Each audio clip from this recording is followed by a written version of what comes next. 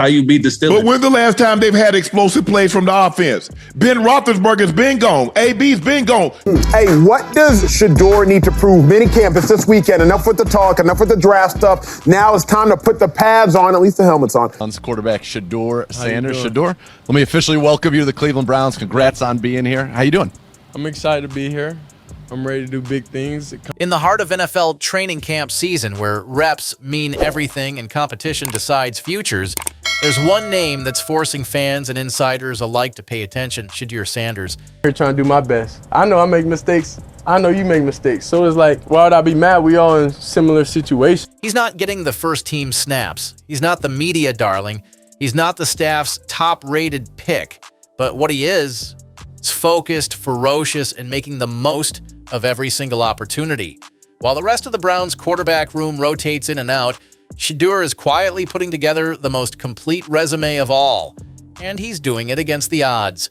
When your top defensive star, Myles Garrett, is staying late just to help you sharpen your game, maybe, just maybe, the hype is justified. So let's break it down. Is Shedeur Sanders the most overlooked quarterback in the league right now? Is Cleveland sleeping on a future franchise cornerstone?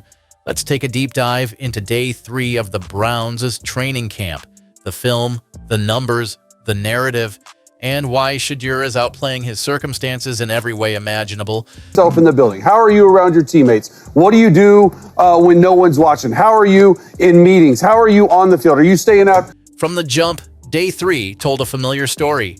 Joe Flacco ran with the ones. Dorian Thompson-Robinson and Dillon Gabriel rotated behind him, and Shedeur Sanders regulated to third-string duties with limited reps, mostly working with other rookies and camp hopefuls. But here's the thing, reps alone don't define opportunity. Opportunity is what you do with your reps, and Shedeur Sanders doesn't waste a second. Fans took notice too. In the stands, the fans are there at training camp, and they have nothing but support to show for Shedeur Sanders. Sanders jerseys, chants, signs. Imagine being a young QB in just your 3rd NFL practice with a city already lining up behind you. That tells us something. That's not hype, that's hope. And while some question why Shedeur isn't getting a more prominent role, the most important man on the Browns defense, Myles Garrett, sees the value. Because Garrett didn't just watch. He stayed after practice. He worked directly with Sanders. Kevin Stefanski may control the depth chart, but the players see something real. Now, let's talk about football. Despite limited reps, Sanders remained hyper-efficient. Across his 8 recorded snaps, he went 5 for 8 with clean pocket movement, decisive reads, and controlled velocity. Let's compare that to the other QBs on day 3. Joe Flacco, 4 for 11. Dillon Gabriel, 4 for 8. Kenny Pickett, 2 for 6 with 1 TD. So ask yourself, if volume reps are limited and production is maximized, isn't that the NFL quarterbacking blueprint? It's easy to complete checkdowns. It's easy to rack up numbers in exhibition periods. But Sanders is doing something different. He's attacking middle-of-the-field windows. He's diagnosing coverage pre-snap. He's moving defenders with his eyes, and he's layering throws through traffic at the NFL level. Let's break down what may be the most impressive throw of day 3 and perhaps of Sanders' camp to date. It's a classic dig concept. Backside route, something most rookies don't even get to in an NFL progression. In this play, Sanders, 1, starts on his primary read left side. 2, resets, scans the middle. 3, slides in the pocket to avoid interior pressure. 4, sets, plants, and fires. Boom! Laser over trash defenders and underneath the 2 high safety sim shell, delivering a perfect strike to a receiver 5 yards behind the linebacker level. This ain't college. That's not a simplified read.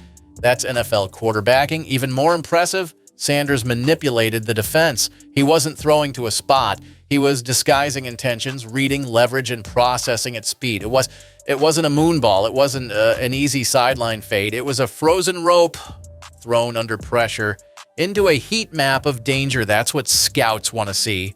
Let's go beyond the throws for a moment. The media asked Shedeur Sanders the hard questions. Why isn't he getting first-team reps? What does he think about the quarterback rotation politics? His answer, class, humility, and focus.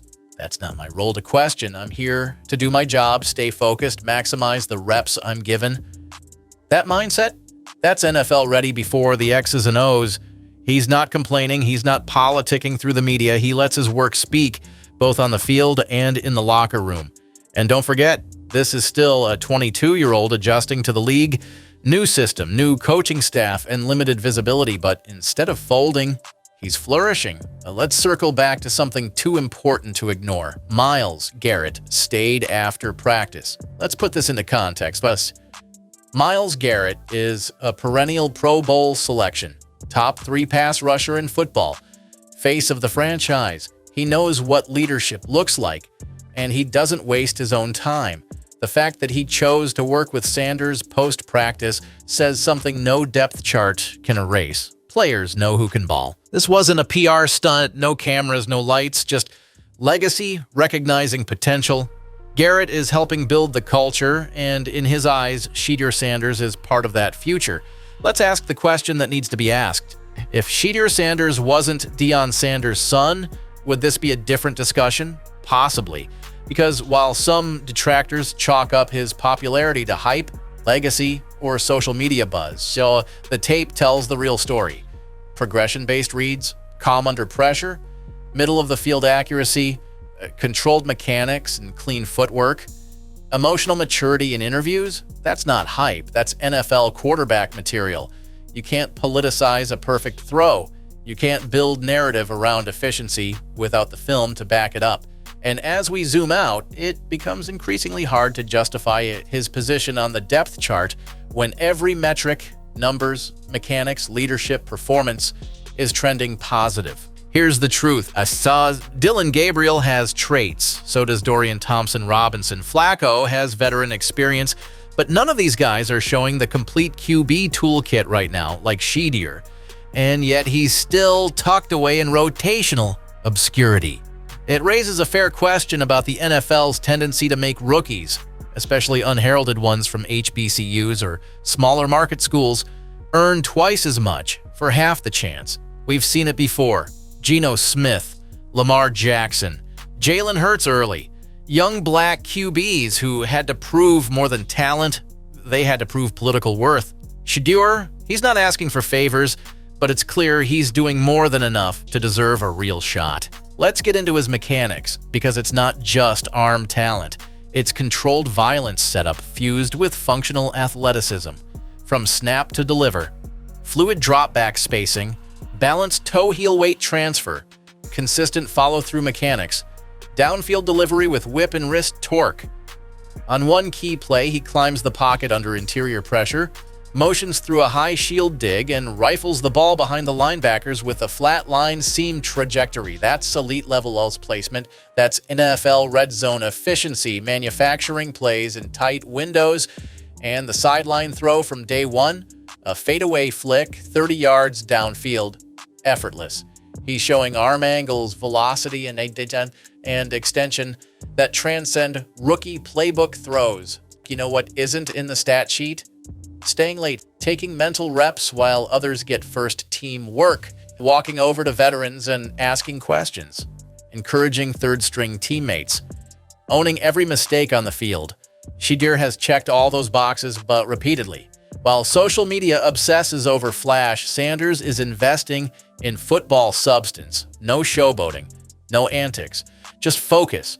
There's value in that. And the Browns, if they truly want to build something sustainable, let's be clear, Shedeur Sanders isn't asking to be QB1 on day one.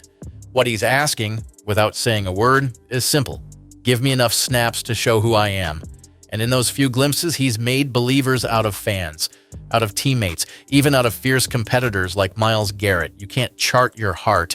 You can't coach calmly, and you can't ignore performance forever. The Browns might have walked into camp thinking this was a placeholder competition, a quiet depth battle behind Deshaun Watson. But what they're witnessing, if they really pay attention, is a young man silently forcing himself into the discussion. Maybe it's not this week, maybe not next camp. But one thing's for sure, Shedeur Sanders will not stay hidden for long.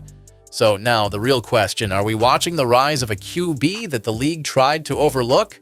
Let us know your thoughts in the comments. Should Shedeur Sanders be getting more reps? Is Cleveland sleeping on a star? Or is this all a slow, calculated build to something greater? Like the video, if your team respect Shedeur. Subscribe for more NFL QB breakdowns and daily camp updates. Drop your Browns QB depth chart prediction below. Training camp is far from over, but the truth? Shedeur Sanders is playing like it's already his moment. And you better believe the league is watching.